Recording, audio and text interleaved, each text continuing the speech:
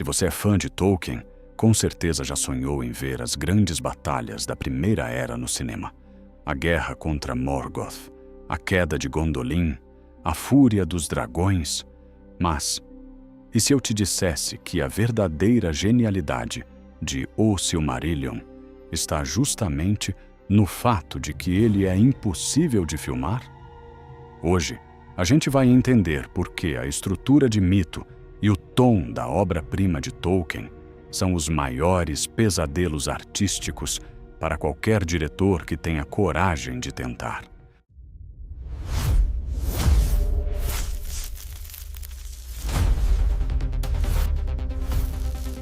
Para quem só conhece O Senhor dos Anéis, vamos alinhar as coisas.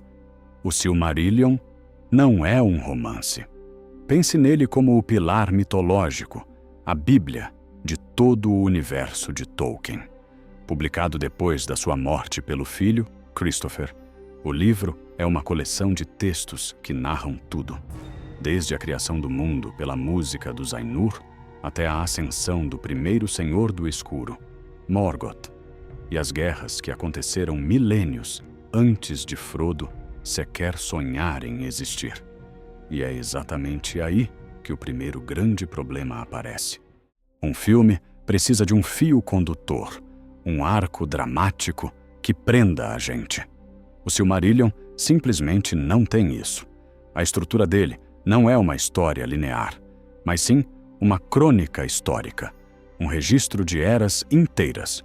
O livro avança em blocos que cobrem milhares de anos, pulando no tempo e mudando de personagens o tempo todo. Não existe um único protagonista para nos guiar do começo ao fim. Pensa só, a história de Beren e Lúthien, um dos contos mais famosos, é um único capítulo.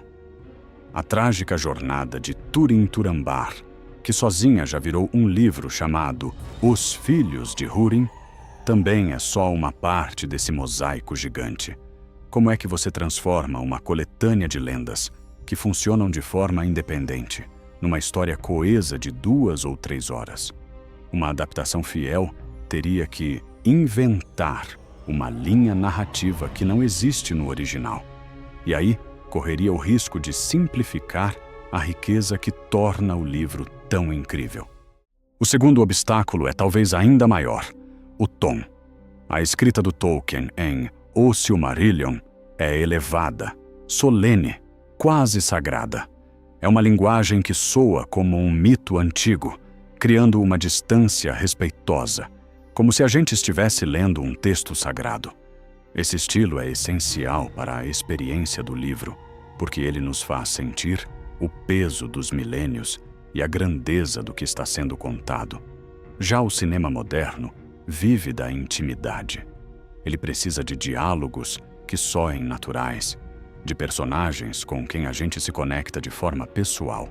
Tentar levar a linguagem do Silmarillion para a tela criaria um dilema.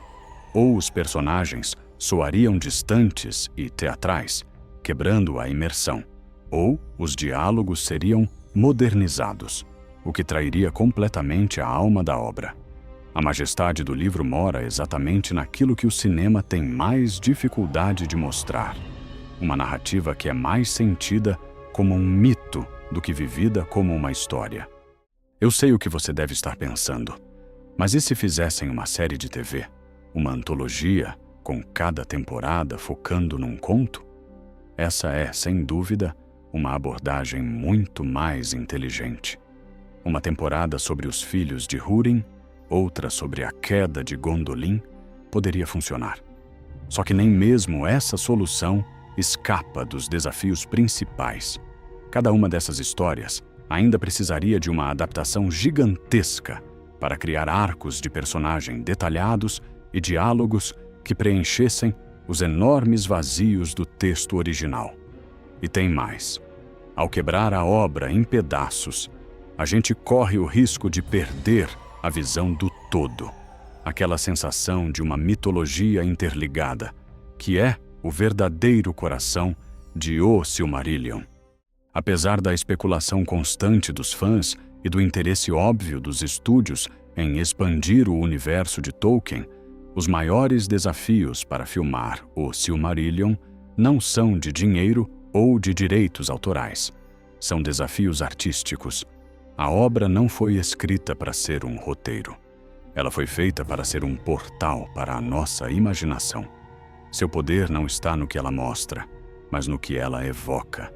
A sensação de um passado grandioso, glorioso e trágico, cujos detalhes são preenchidos pela mente de quem lê. Tentar encaixar essa mitologia em uma tela, com rostos definidos e eventos concretos, poderia, ironicamente, diminuir a sua grandeza. Talvez a verdadeira magia de O Silmarillion esteja justamente em ser infilmável, um monumento ao poder da palavra escrita e da nossa imaginação. Mas essa é só a minha análise. E você? Acha que uma adaptação seria um sonho realizado ou um desastre anunciado? E se fosse para arriscar, qual história de O Silmarillion você levaria para as telas? Deixe sua opinião aqui nos comentários.